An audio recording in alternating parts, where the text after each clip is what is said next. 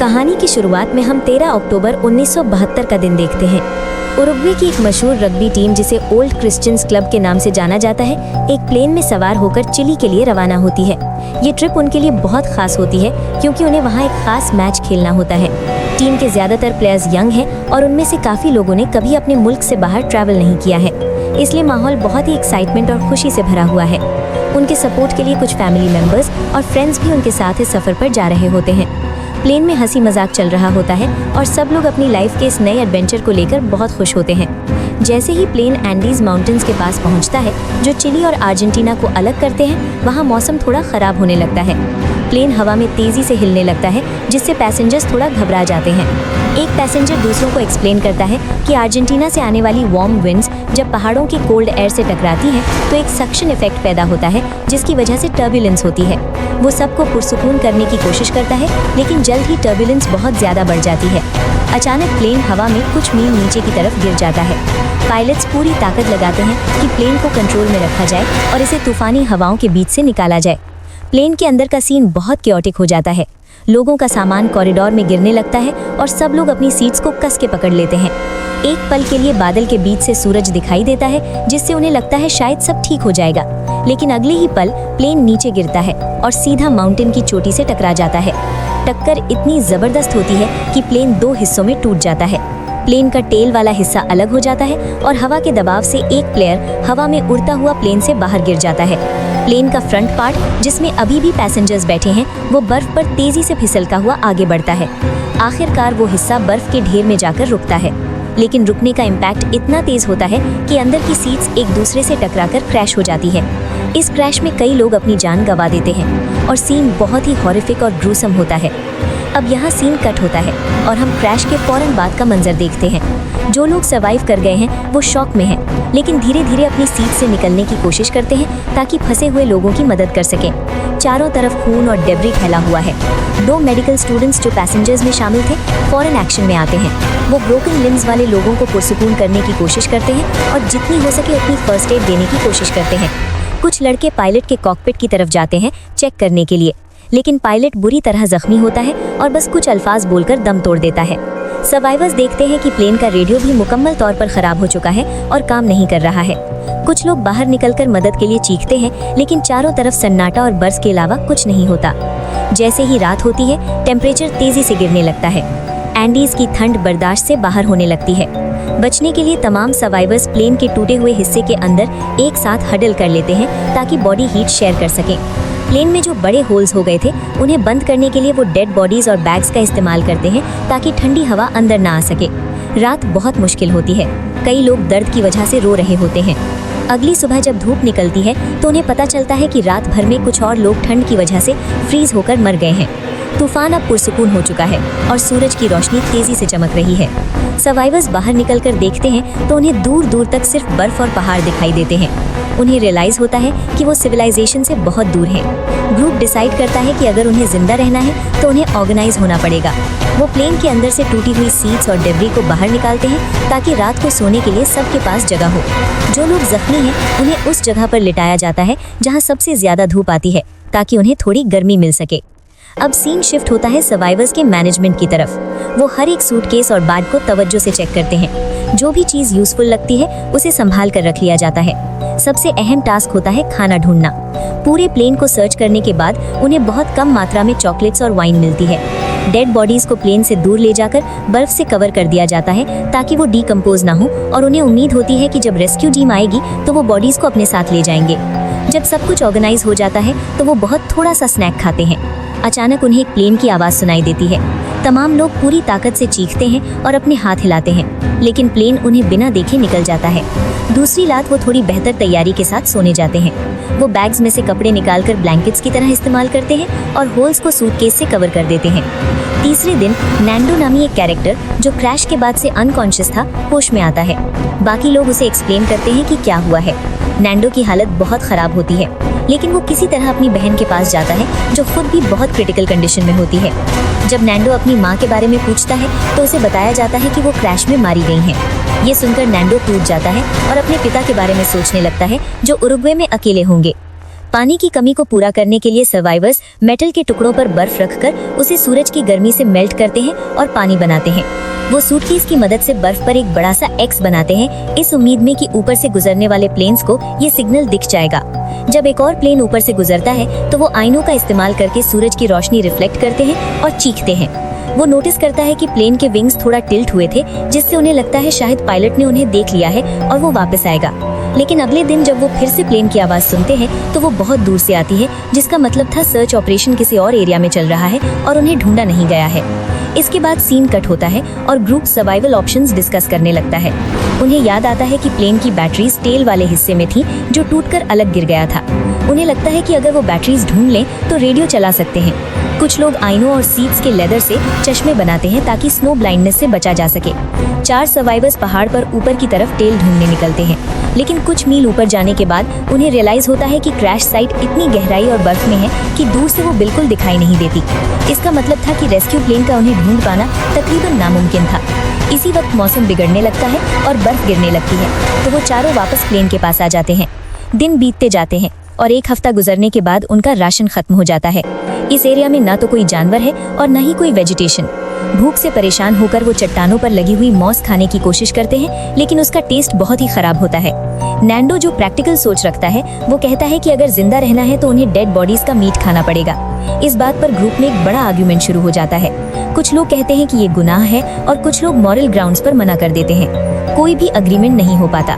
वक्त गुजरता जाता है और भूख इतनी बढ़ जाती है कि लोग शू लेसेस और सिगरेट्स तक खाने लगते हैं। 8वें दिन नैंडो की बहन दम तोड़ देती है। ये एक और बड़ा झटका होता है। कोको नामी एक सर्वाइवर अपने पेरेंट्स को एक लेटर लिखने लगता है, जिसमें वो इस ट्रेजेडी को डिस्क्राइब करता है, लेकिन साथ ही उस जगह की खूबसूरती के बारे में भी लिखता है। अगले कुछ दिनों में और भी तूफान आते हैं और वो मुश्किल से प्लेन के अंदर छिपकर सर्वाइव करते हैं। 11वें दिन तक आते आते ग्रुप का आधा हिस्सा इस सिचुएशन से हार मान लेता है और एक अनाउंसमेंट करता है। वो सब परमिशन देते हैं कि अगर वो मर जाएं तो बाकी लोग उनकी बॉडी को खाकर जिंदा रह सकते हैं। फिर कुछ लोग बाहर जाते हैं और ग्लास के टुकड़े से बॉडी से मीट काटना शुरू करते हैं, जिसे देखकर धीरे धीरे बाकी लोग भी अपना माइंड चेंज कर लेते हैं और जिंदा रहने के लिए मीट खाने के लिए राजी हो जाते हैं, सिवाय 5 लोगों के जो अभी भी कैनिबलिज्म के खिलाफ होते हैं। अगले दिन वो एक प्रॉपर सिस्टम बनाते हैं। बॉडीज को बर्फ में छिपा कर रखा जाता है और सिर्फ वही लोग कटिंग का काम करते हैं जो मेंटली थोड़ा स्ट्रांग है, ताकि बाकी लोगों को ये हॉरिफिक सीन ना देखना पड़े। वो मीट के टुकड़ों को सूरज में रखकर थोड़ा वार्म और ड्राई करते हैं ताकि खाना आसान हो। सीन आगे बढ़ता है। उन्हें बर्फ में दबा हुआ एक और सूटकेस मिलता है, जिसमें एक पोर्टेबल रेडियो होता है। वो किसी तरह एक रफ एंटेना बनाते हैं और रेडियो ऑन करने में कामयाब हो जाते हैं, लेकिन जो खबर उन्हें सुनाई देती है वो उन्हें तोड़ कर रख देती है। न्यूज़ में बताया जाता है कि 66 सर्च मिशंस के बाद गवर्नमेंट ने उन्हें ढूंढने का काम बंद कर दिया है और अब उन्हें डेड मान लिया गया है। ये सुनते ही पूरा ग्रुप टूट जाता है। सबकी उम्मीद खत्म हो जाती है। इस परेशानी में जो लोग अब तक मीट खाने से मना कर रहे थे वो भी गिव अप कर देते हैं और ह्यूमन मीट खाना शुरू कर देते हैं, जिसके बाद 3 लड़के डिसाइड करते हैं कि अब उन्हें खुद ही कुछ करना होगा।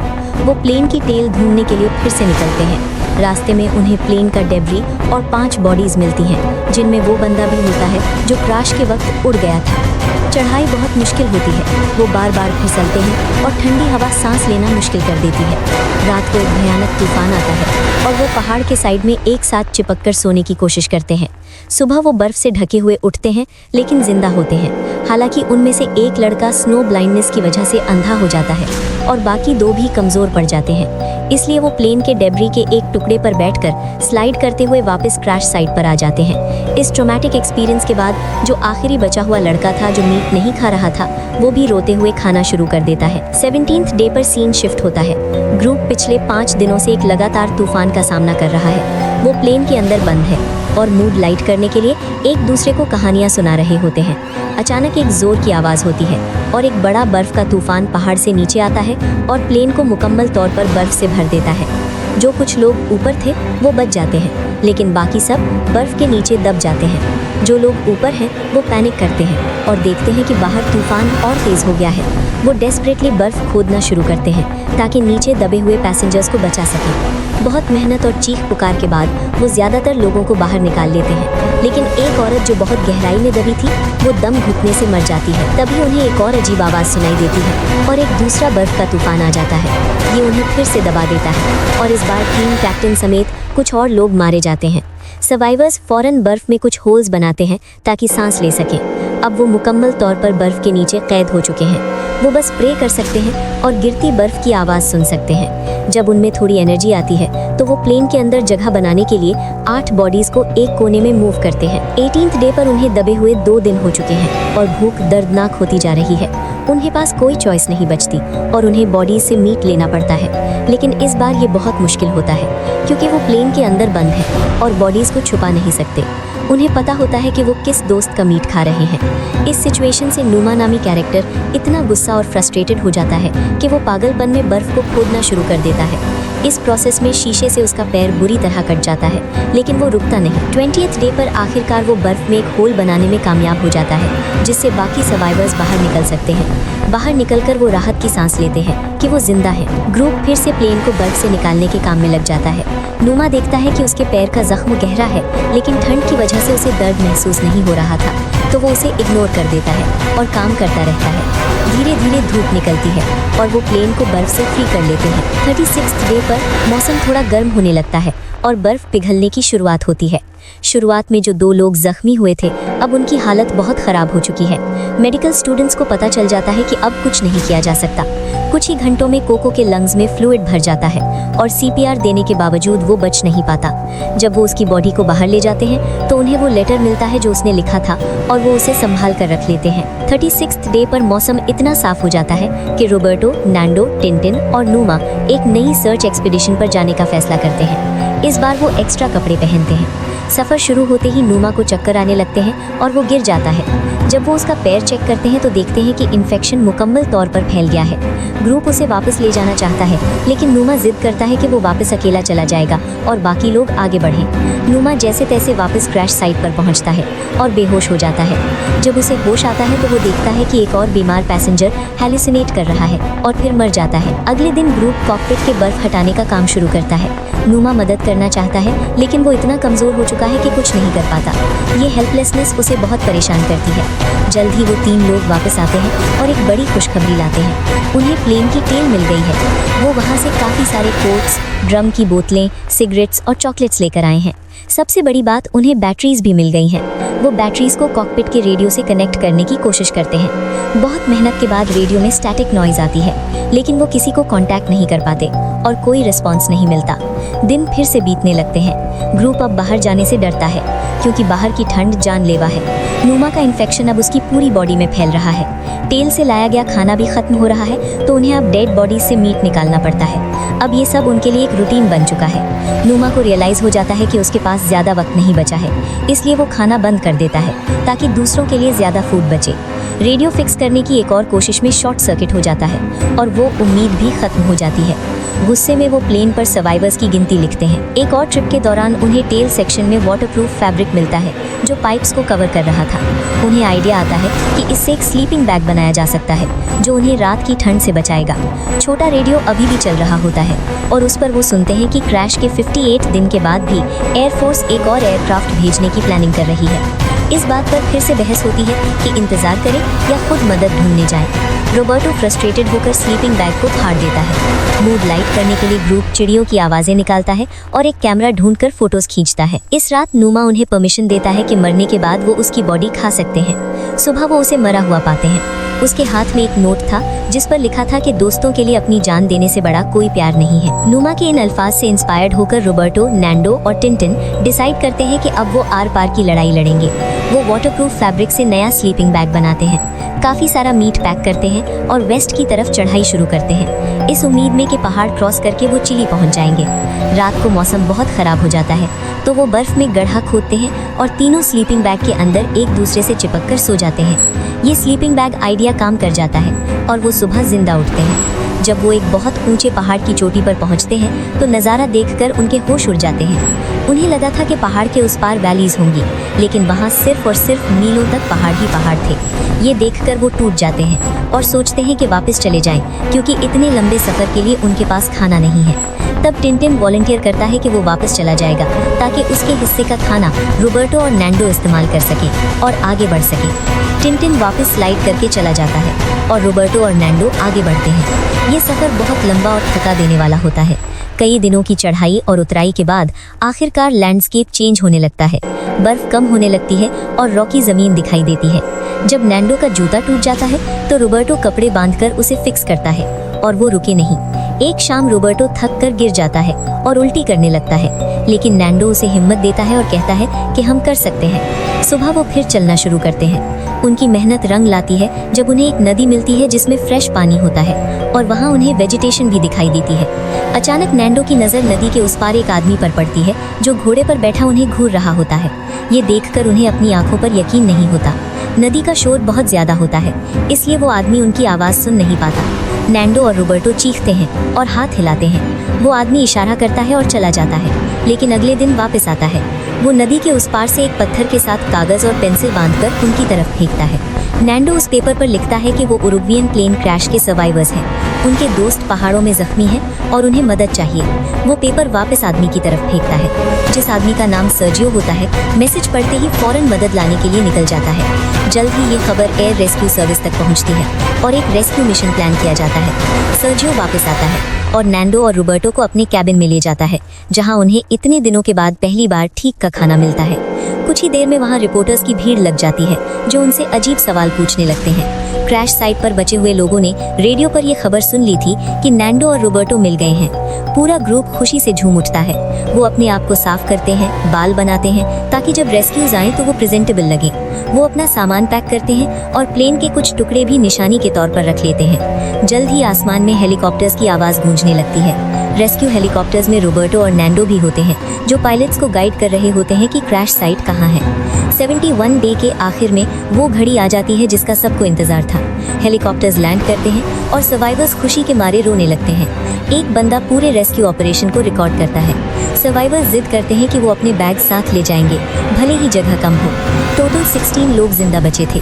जब हेलीकॉप्टर्स शहर पहुंचते हैं तो उनकी फैमिलीज वहां पहले से इंतजार कर रही होती हैं। मिलन का सीन बहुत इमोशनल होता है। सर्वाइवर्स को हॉस्पिटल ले जाया जाता है, जहां डॉक्टर्स रिपोर्टर्स को बाहर रखते हैं और उनका फुल चेकअप करते हैं। उनकी बॉडी स्केलेटन जैसी हो चुकी होती है और वो मुश्किल से चल पा रहे होते हैं। हर सर्वाइवर को अपना बेड दिया जाता है, लेकिन उस रात वो अकेले सोने में डर महसूस करते हैं और ट्रॉमा की वजह से सब एक ग्रुप में हडल होकर सोते हैं, बिल्कुल वैसे ही जैसे वो पहाड़ पर सोते थे। मूवी के एंड में हम देखते हैं कि सर्वाइवर्स अपनी नॉर्मल लाइफ में वापस आने की कोशिश कर रहे हैं, लेकिन वो एक्सपीरियंस उन्हें हमेशा के लिए बदल चुका है। वो उन दोस्तों को याद करते हैं जिन्होंने अपनी जान दे दी ताकि बाकी लोग जिंदा रह सकें। इसी के साथ ये कहानी खत्म होती है।